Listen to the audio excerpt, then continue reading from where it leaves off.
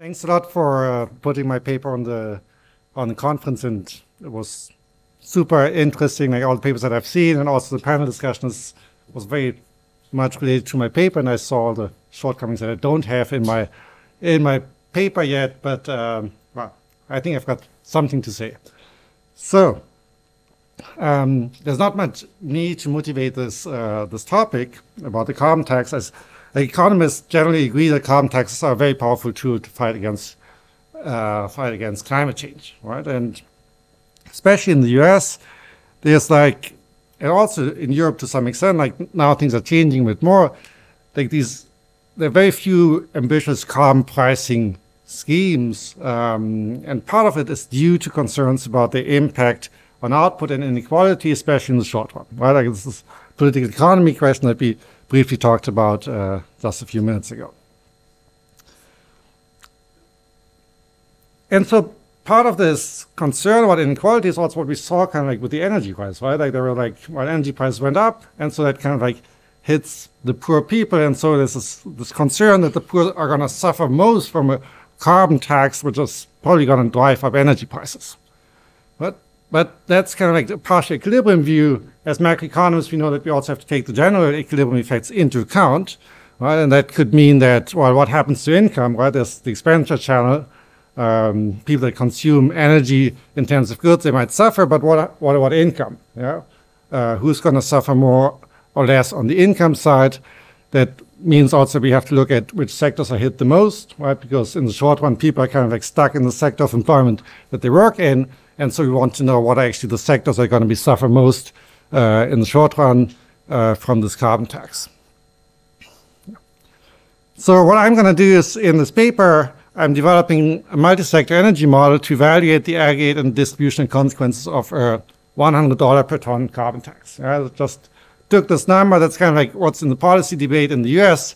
Some people tell me I should use a bigger number, but that's kind of like a reasonable amount of a carbon tax.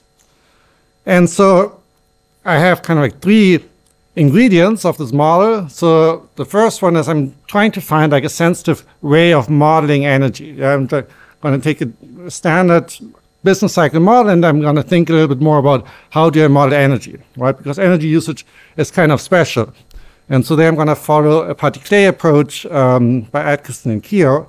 And for those of you like me who are not native speakers, what is putty-clay? I asked my wife, who's Scottish. So putty-clay is when you move out of an apartment and you have to fix all the holes in your wall because you put pictures on the wall, well, you put in putty-clay, right? And so the idea is kind of like that. In the beginning, you can still mold it and shape it, but then at some point it just gets rigid and you can't change it anymore. And that's kind of like the idea of this model, that in the beginning you choose the energy efficiency of your machines, but once you have chosen the energy efficiency of your machines, you cannot change it anymore. And that has some interesting implications. So I'm going to talk a lot about this part, and then I'm going to embed it into a multi-sector model with input-output linkages to kind of like get quantitatively reasonable answers. And I'm also going to add some household heterogeneity. But I'm going to say from the start that this household heterogeneity is mostly there so I can look at distributional consequences. I don't think of this household heterogeneity in my model as something that's driving price or wages or the aggregate response, but I want to have a model that's kind of like consistent in the sense that I can, like if I want to talk about distribution consequences, I need some heterogeneity in my model. So what do I find? I find that GDP drops by about 1% upon impact for this carbon tax, so 1.75% in the long run, and carbon emissions fall by about 50% in the long run, and it's actually relatively fast, this drop in carbon emissions, by already 25% after 5 years. And something that I didn't expect in the beginning is that the carbon tax that I find is initially progressive. That means rich people are going to be hurt more by the carbon tax than poor people, yeah? And it becomes regressive over time. And this result kind of like directly relates to this putty-clay feature of the model. Yeah, and I will kind of like try to explain why I get this progressiveness in the model. Okay, so let's talk about the putty-clay approach.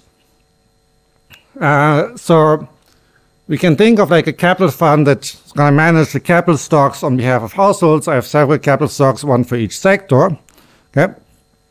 And every capital stock, you can think of it as like a big factory, consists of a continuum of machines. And these machines that are sitting in this factory, they are characterized by two features, two technical features. It's the energy requirement of the machine, how much energy do I need to run this machine, and the size of the machine. So it's EZ, and it's assumed that the capital capacity of a machine is kind of like an increasing in function in the size of the machine and the energy requirement of the machine, right? Like you can have like a big machine that uses up a lot of energy, and you kind of like can create a lot of capital capacity. Okay, and so this like you've got this continuum of machines, and they kind of like differ in their Z's and their E's. Yeah, and since I have constant returns to scale, I can normalize the energy requirement to 1, and so I can think of Z as being the energy efficiency of a machine. Yeah, it's the size or the energy efficiency of the machine. And so depending on what the energy price is, I might want to choose a machine that has a high Z or a low Z. Okay, so these capital funds each year, they have to decide how many new machines to buy, call this X, and the energy efficiency, ZIT of the new machines. Yeah? And so on paper, it looks like it's going to be very complicated, right? Because like as the energy price fluctuates over time, these capital funds are going to buy different machines, and in your factory, you're like, got like this big factory of different machines. How do you keep track of this whole distribution of different machines? But what Atkinson and Keogh show is that under certain conditions, like all what you, like the only things that you have to keep track of are like two state variables. And that's the number of the machines, like big X, which, because every machine uses 1 unit of energy, is equal to kind of like the energy requirement of your capital stock. Yeah, you can think like, if I want to run all of these machines, how much energy do I need? And that's kind of like a standard law of motion, yeah, with delta being kind of like the probability that the machine falls apart. And then the capital capacity, which has a similar law of motion, but then like the investment is kind of like the number of machines X times the capital capacity of these new machines. And so these are kind of like the laws of motion in the economy. And so given that, you can solve this model with regular methods. But like what this means, like an important implication of this model is that there is this, like that the energy requirement is predetermined, right? Like in the short run, even if the energy price goes up like crazy, there's not much you can do. You've got a capital stock, you've got these machines in your factory, and they use a certain amount of energy, right? Like the price elasticity of energy demand is basically 0. Yeah. So the energy requirement of capital stock is predetermined. So that's a very strong view, yeah, and to make it a little bit more realistic, I'm going to add a utilization margin. Yeah? So I'm going to allow these people to run the machines for more or less time. Yeah? And that's kind of like standard way I do it is, so the running time of the machine is given by U. Yeah, this might be like 80%, and there's a convex adjustment cost. Yeah, if you want to change this utilization margin. And so what this means is that capital services is like your capital capacity, yeah, times how much you run the machine, so it's U times K, and the energy consumption is just U times X, right? The number of machines or the energy requirement. So if you reduce energy consumption by 20%, you basically reduce the capital services in the economy by 20%. But that's an interesting feature or finding, because it kind of like says that the effect of energy on the economy is relatively large, right? Like energy itself is a very small percentage of GDP, but the effects of energy on the economy really get amplified due to this complementarity, right? Like a 20% fall in energy means that the capital services fall by 20%, but capital services are like 1/3 of value added. And so you get relatively big effects. So changes in E translate 1-to-1 into changes in capital services in the short run, and it amplifies these effects of fluctuations. Yeah? So it kind of like breaks what's known like Halton's theorem, saying that typically like changes in input are proportional to their share in GDP. Yeah, but energy is kind of like special. The effect on output is much larger than its share in GDP. It's like a Leontief assumption here. There's exactly Leontief in the short run. In the short run, there's not much you can do because these things are predetermined, and so the price elasticity of energy demand is basically zero. In the short run without the utilization margin, and then if you add utilization, yeah, you get like these very strong effects. Yeah, but you keep energy efficiency within the capital stock somehow. Yeah, exactly. But you So can't just decide to not run part of that capital stock that's particularly inefficient. So in this model, I assume that there's like you cannot have different utilization margins for different machines, but up to a first order conditions, that's actually what's going to happen. It's going to depend on the convex adjustment cost. Yeah, so there might be that like in steady state, there might be some machines that are very efficient, others that are not efficient. And so what's going to happen is that, yeah, you're going to reduce the utilization when there's an increase in energy prices kind of like proportionately. Shouldn't we just not use the bad machines as energy prices go up? Shouldn't there be like a kind of changing mass of machines that lays idle as energy is expensive? No, it depends because of the convex adjustment cost. That would be too expensive. Like I guess if you don't have any adjustment, convex adjustment costs at the machine level. At the machine, yeah. So yeah, if you have like this convex adjustment cost, you cannot just shut the machines completely down, because that would be kind of like very costly. It would make sense to not run the inefficient machine. I understand that mathematically the convex adjustment cost, fine, but wouldn't you think that that's what actually happened as gas prices shot up in Europe and some things just laid idle for a while? Yeah, I don't know exactly what exactly happened, right? But like I have the impression that kind of like they shut down machines. Well, they reduce how much they use the machines. I don't know. This is an approximation. Okay. I take your point. Yeah.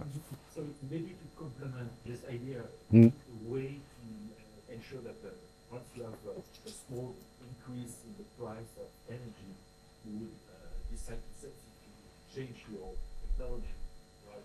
Or change, I guess, more would be allowed. To change, well, for the new machines, right? Like you're gonna buy more efficient machines. Yeah. Yeah. Is there a level like a threshold above which you would decide to change your technology?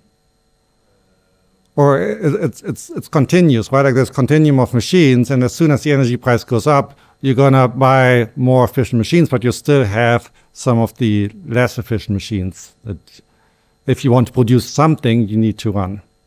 So my question was whether your model would allow to have a differential reaction depending on the level of the snow shocks versus flash shocks. Would they respond? Could be. I haven't looked into that. Yeah, but typically there's kind of like a continuum. I wouldn't expect that necessarily, but there are probably non-linearities for sure. Yeah. Yeah. And what's the thing about point is it not better to think about farms rather than machines? Because I think this image you gave us of one factory that has lots of machines, and then it kind of seems like you would just shut down. Yeah, maybe that's a better image. So I can imagine more about plant level, convex adjustment costs of shutting down completely A whole plant. the whole plant where people work and they've got their kind of labor and land and the inputs. Yeah. You don't want to completely waste Yeah. capacity. Yeah. So you exactly. Yeah. So you need like some convex adjustment costs. Yeah. Yeah. Yeah. Small clarification question. So in my mind, there's this issue of power source, and then there's the issue of how efficient you are in using that power source. Mm-hmm. So you could, using solar power to be dumping chemicals into the river or something like that. So is your model like trying to speak to the second one, or subsuming both of these issues into a single framework?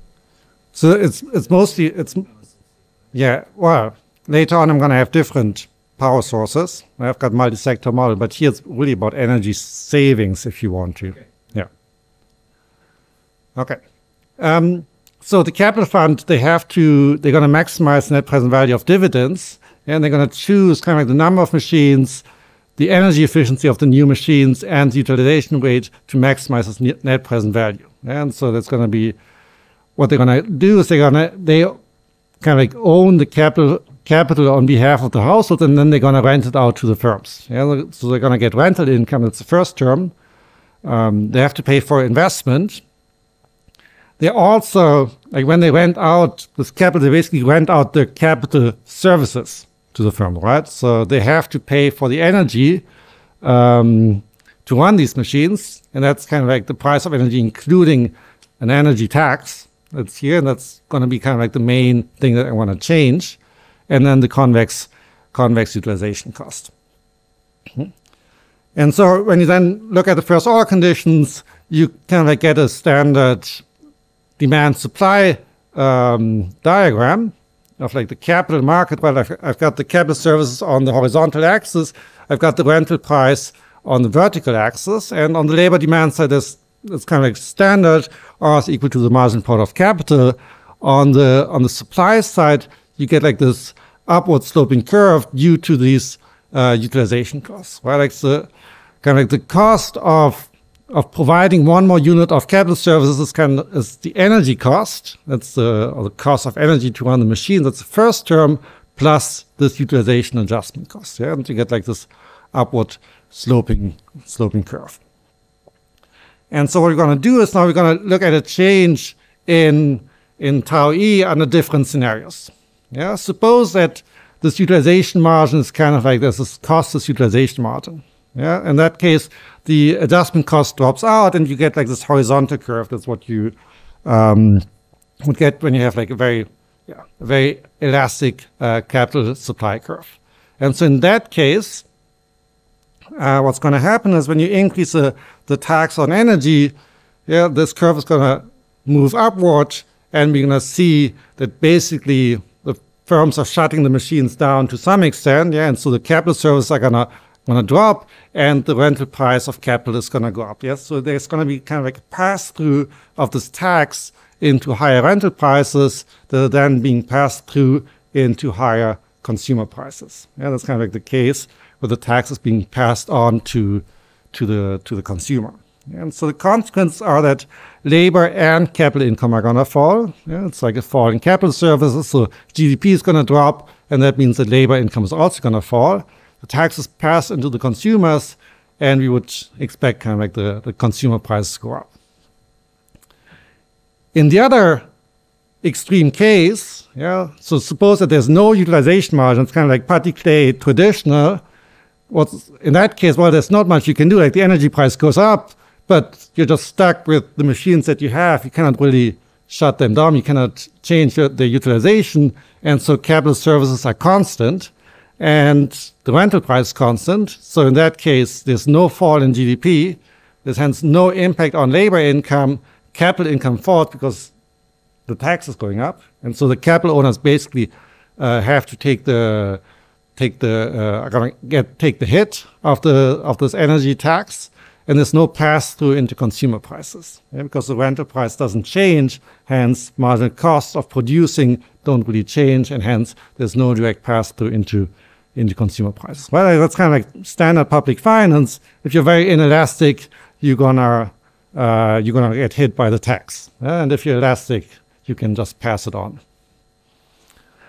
Yeah, and empirically, this case seems to be more relevant in the short run, and I'm saying that because many estimates of this utilization margin or the price elasticity of energy demand in the short run, they tend to be relatively low. Yeah, and so there doesn't seem to be too much adjustment. Like, sure, they're going to shut down maybe some machines, but this margin is relatively small in the short run. And so you can already see the distributional consequences here. Like in this scenario, obviously owners of capital are going to be hit the most due to this complementarity. The tax on energy is basically a tax on capital. And that's part of the story. Okay, let's kind of like look more like at the medium run, what I said before, like optimal investment into energy efficient machines. That obviously depends on the tax, on the energy tax, and there's a forward-looking model. So the ZT, the energy efficiency of the new machines, depends on what people expect the tax to be today, but also in the future, right? And so if you have a permanent increase in the tax, then you're going to have a much bigger impact on energy efficiency of these new machines than if the tax was temporary. And then the stock, like big Z, is kind of like the energy efficiency of the installed machines, is obviously a bit more backward looking. It depends on your past investment. And yeah, over time in this scenario, I said like in the beginning, it's like in the short run, it's very much Leontief, but then over time, there's like this decoupling between energy and GDP as firms invest into more energy efficient machines. And so the stock of machines becomes more energy efficient. Yeah? And how long this transition takes depends on the depreciation rate delta. And it's faster for fast depreciating goods. Okay, I'm going to embed this putty-clay model into kind of like a multi-sector model. I have 404 sectors. I use the BEA tables. I also add automobiles in there because they are responsible for a lot of carbon emissions. And the carbon tax is mostly a tax on energy, but it's also kind of like a tax on output for certain sectors like the cement industry, because they produce carbon beyond their energy consumption, yeah, due to chemical processes. And I'm going to use some data from the Environmental Protection Agency that gives me the carbon intensity of the different sectors. And here I'm just showing you kind of like the carbon intensity of like the most carbon intensive industries, like both by the non-energy carbon emissions and also the energy carbon emissions. Yeah, and so building a house with cement is very costly in terms of carbon emissions. And yeah, most of it is actually electricity. Production is like 31% of all emissions in the US are due to electricity production. Like, yeah, a bit more, like close to 40. Okay, so I have like this roundabout production input-output structure in there, and that kind of like helps me understand like what are the sectoral consequences of this carbon tax. Yeah. Okay. Let me briefly talk about the households. As I said, like I'm trying to keep it as simple as possible, and I just want to highlight like these main channels of heterogeneity that I want to focus on.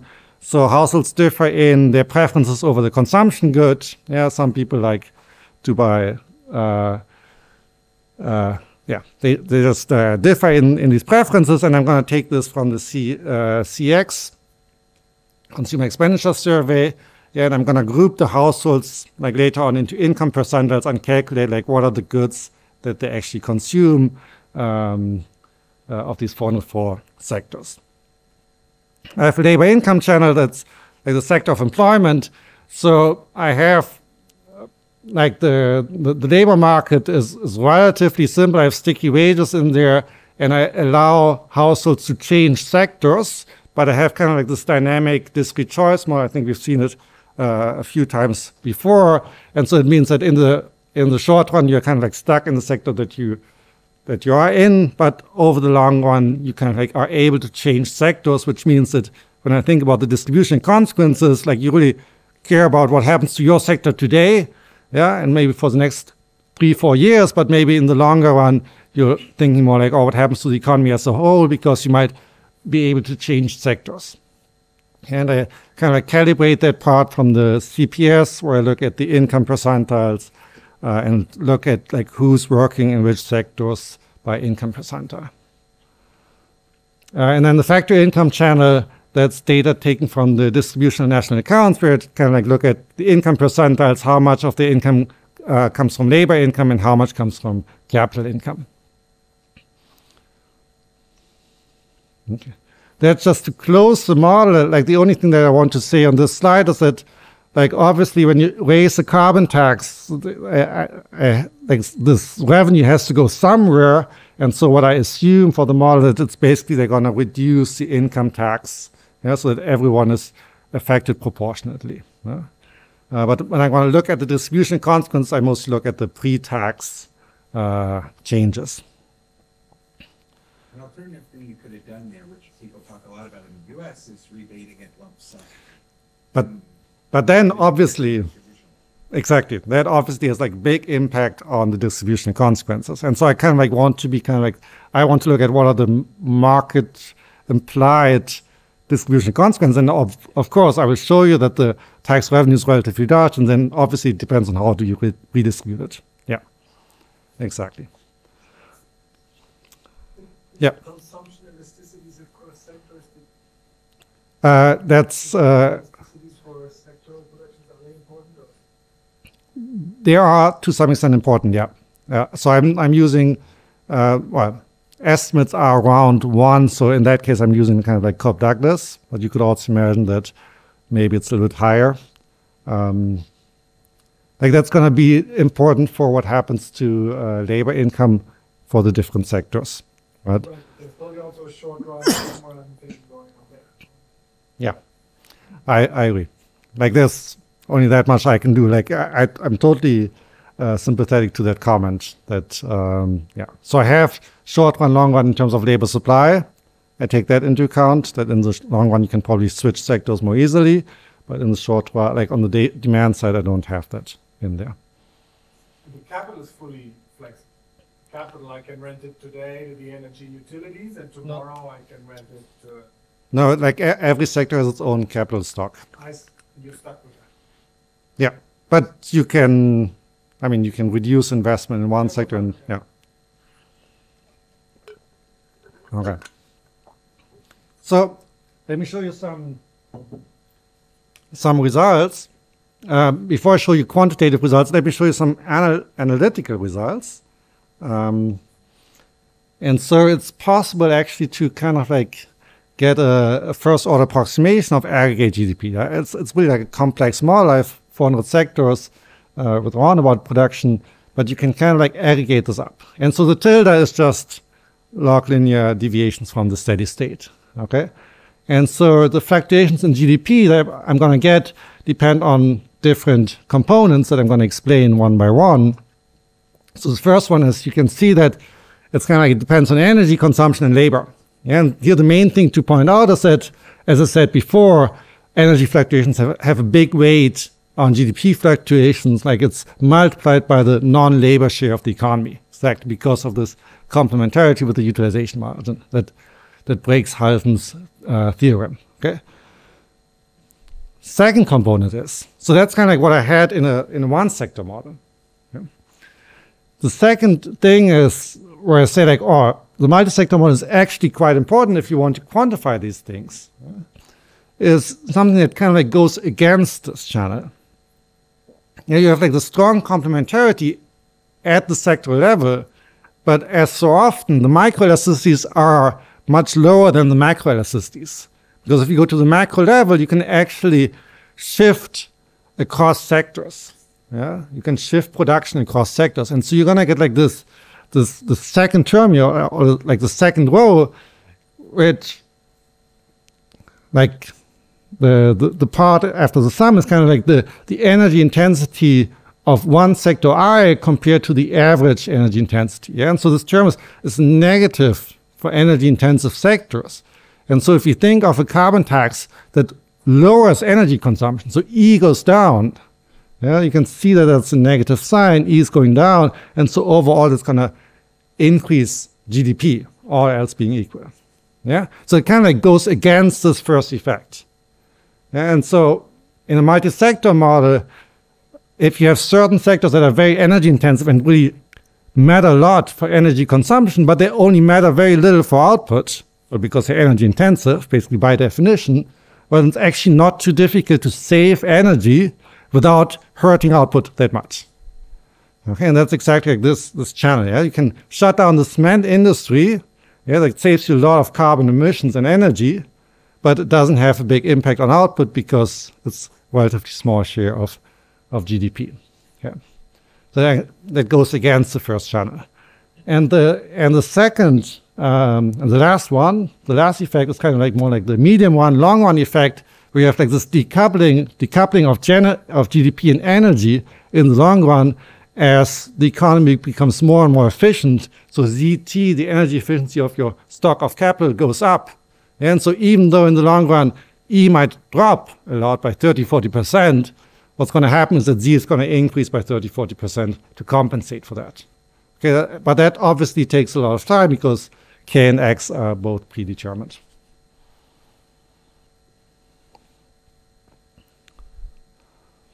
Okay. So here I have some numerical results. So this is kind of like the response that I get to a carbon tax of $100. So the red line is the new steady state compared to the old steady state. So you can see the GDP drops by about 1.75% in the new steady state compared to the old steady state. And in the short run, it's kind of like a drop of 1%. Yeah, which is partly driven by, or mostly driven by this decrease in utilization or energy consumption. And a few things to point out is that investment drops a lot. Yeah, and this is really because investment into brown energy drops a lot. There's going to be a clear shift of energy basically towards energy efficient machines. Yeah, you can think of it as like there's a movement towards greener sectors, but the investment to brown energy drops a lot. And since it's basically a tax on capital, well, it's not the best time to invest, right? Like if you tax capital, we're not surprised to see a drop in investment. And so consumption is going to increase a little bit, very tiny, but you can also see this very strong drop in dividends that I talked about before, that basically capital income falls. If I look at the, yeah. Is there a sense in which these long-run steady state results are misleading in that, am I right that in your model there's no pollution, so taxing capital is just bad? So well, I didn't show that I have kind of like this, like there's a standard shortcut where you say that TFP depends on global emissions, where there's like this damage function. So if you reduce emissions, then you're going to have an increase in TFP. So that's in the, I do have that, yeah, and I can. It's still the case that consumption goes down despite this effect. Yeah, yeah, but it's your tax is too high relative to what's optimal or something, or is there some tax that would raise things?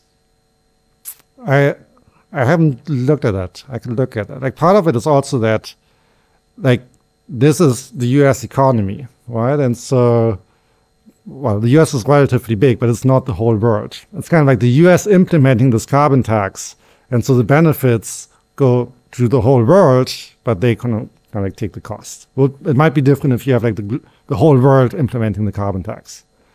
If you have Switzerland implementing the carbon tax, there's basically no benefit in terms of higher TFP. Because there's also a present discounted value since consumption's high for a while, low in the future, so maybe it's good even here. Could, yeah, could be too. Okay, great, perfect. Okay, so here, like what I was saying before about, you can see like this reduction in emissions and energy. Emissions actually fall more than energy because of like this multiple fuels that you have in this. You're going to immediately switch towards cleaner fuels. You see the tax revenue increase by about 3% in the beginning and then falls as energy consumption falls. You can also see the interesting difference between the different types of energy, right? Like energy in industry or like gasoline falls much more than residential energy, and that's kind of like related to the depreciation rate. Like it's much easier to renew the stock of automobiles than the stock of houses. Okay, so what I'm going to do next is I'm going to kind of look at the impact on pre-tax, like pre-income tax income for the different for the different households. Yeah, on the x-axis, I have the income percentile. So to the right, I've got the very, very rich people. To the left, I've got the very poor people. And you can see that overall, the carbon tax is progressive. So the rich people kind of like suffer a bit more than the poor people, and the overall number is negative because I haven't rebated the tax revenue yet to these people. And so what's driving this, if I split this up into the different channels, I can see that the expenditure channel is regressive, the way what we would expect, but both of the income channels are progressive, yeah, and they're gonna hurt the rich more. Yeah? So let's take a look at them one by one, or let me look at the long run first. In the long run, yeah, everything becomes regressive. The income, like the labor income channel, is gonna flatten because 25 years from now, everyone has the same chance to be in any sector of the economy, basically. And we also see that the expenditure channel is going to be much more regressive. So, yeah. So those outliers to the right, that's because those households receive a very large share of their income back. Yeah, we're going to see it here. Yeah. So that's looking at capital income. As I said, capital income falls a lot more than labor income. And not surprisingly, if you look at income shares by income percentile, well, it's the rich that obviously have a lot more capital income, and that explains the outliers. But then over time, as basically the elasticity between capital and energy goes up, then labor and capital income, they become much closer to each other. And so that kind of like weakens over time. What about the labor income channel? That's actually quite interesting. That's not what I expected. What I had in mind was like, oh yeah, probably those people who work in coal mines are going to be hit the most in the short run, but that's not necessarily the case. There are some people, but there are just very few sectors that are very, very, very polluting. So most of the variation is actually not driven by their carbon intensity, but by what type of good they're producing. Yeah, so what you can see here is on the vertical axis, you've got the change in labor income. Yeah, so every circle here is one sector. Yeah, and so the circle to the left, they're like negative 0.1. That means like for them, labor income drops by 10%. And for other sectors, labor income actually goes up a little bit. And most of this variation across sectors is driven by the change in final demand. Yeah, for every sector, I can say like, hey, you produce consumption goods, you produce investment goods. How does investment fall? How does consumption react? And I can calculate the change in final demand for that sector. And so what I said is that the drop in demand is driven by a fall in investment. We see a big drop in investment. And so those are the sectors that actually kind of like contract the most, sectors that are producing capital goods. If you look at the CPS, here I'm looking at the income percentile and look at who works in sectors that produce investment goods. So in the 80th and 90th percentile, like the richer people, like 20-25% of the goods that they produce go into investment, are basically investment goods. Yeah, and so they're much more sensitive to changes in investment. Yeah, they're going to be hit the most. The poor people, they tend to work in service sectors that are more producing like consumption goods. So they're going to be hit less. And outliers down there. Those, the small dots, yeah, those are the very carbon-intensive sectors. Yeah, like cement industry, they definitely going to suffer a lot. Lowest elasticity, so their final demand doesn't. Well, their final demand also goes on, but like if you look at the, like in terms of magnitude, these are just very, very small sectors. Like they don't really explain the labor income variation across households or sectors. No? What about the expenditure channel? So what I said before, like what I'm calculating here, I'm basically calculating kind of like a VAT equivalent of the carbon tax.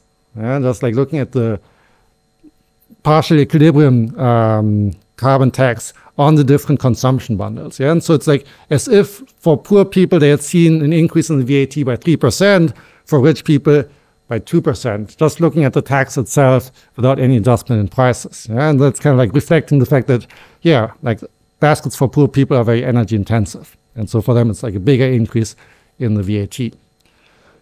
But the pass-through into the consumer prices is actually relatively low in the beginning, and that's because the tax is going to hit the capital owners. Yeah? So the R, the rental price of capital, is going to fall in the short run as opposed to being passed on to the consumer. And so the pass-through in the consumer prices is relatively low in the beginning and takes some time, and that's why the expenditure channel is relatively modest in the beginning. Okay. Yeah.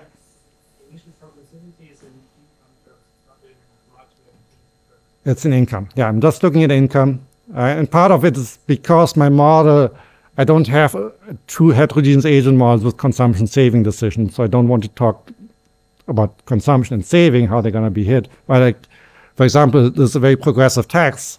And so it hits the rich more, but you could also imagine that the rich can actually take it, right? Yeah. So I'm not talking about consumption, it's really just the income effect. Okay. So kind of like to conclude, I show you like a quantitative multi-sector energy, well, Hank in quotation marks, I should have taken it out, but because it's not really like a Hank model, to evaluate the carbon tax. And I show that this complementarity of capital and energy, which is kind of like at the centerpiece, of my model, it amplifies the effects of energy consumption on GDP. I think that's very interesting, and it makes the carbon tax more progressive in the short run. I mean, one thing to say that's not on the slide is, like one thing that I had looked into, which might be interesting for monetary policy, is that, well, if the dividends fall a lot, it's basically a crash in the stock markets. Yeah? And so you could imagine a model like this that has a financial accelerator in there, and you would basically end up with a financial crisis. Yeah? So well, maybe big words, but it's going to hit kind of like the profit margins of the firms. Yeah? And that kind of like goes back to what Carney, the governor of the Bank of England, said, that like he was afraid of like having these stranded assets, all of these machines that are very carbon intensive, yeah, and that might hurt the banking sector and the financial sector. Okay, but that's for a different paper. Thanks. Thank you, Christian. May I have time for a couple of questions? You responded a little bit to this just a second ago, but it seems like it might be useful to do consumption equivalent welfare from the beginning instead of having the short run, long run, because it seems like people are helped in the short run because consumption goes up. And I don't know what the distribution of consumption going up was, but yeah, I think present discounted value, consumption equivalent welfare, that seems like a number we'd like to know the answer to by percentile. Okay, yep, good idea. Do not really distinguish between energy efficiency and switching to a clean fuel. For instance, renewable. The difference, I think, because if you switch to renewable, you can use energy, but without paying the carbon tax. And so you really wouldn't have the drop in growth in the long run. You don't really have the decrease of the growth rate is in the long run. Yeah, well, I don't have any growth. It's kind of like a level effect. Yeah, yeah. I have multiple fuels in there, and as I said, like you switch towards cleaner fuels. That's in there. But I guess you could, to some extent, reinterpret this putty-clay model, not being like energy being the input, but kind of like what we said, maybe like pollution or carbon emissions. You know, like if you want to use renewable energies, maybe you have to get different machines. You have to install solar panels, etc. Yeah, like here it's all about energy saving, but I agree that you could have basically a reinterpretation where it's more about like saving carbon emissions instead of energy.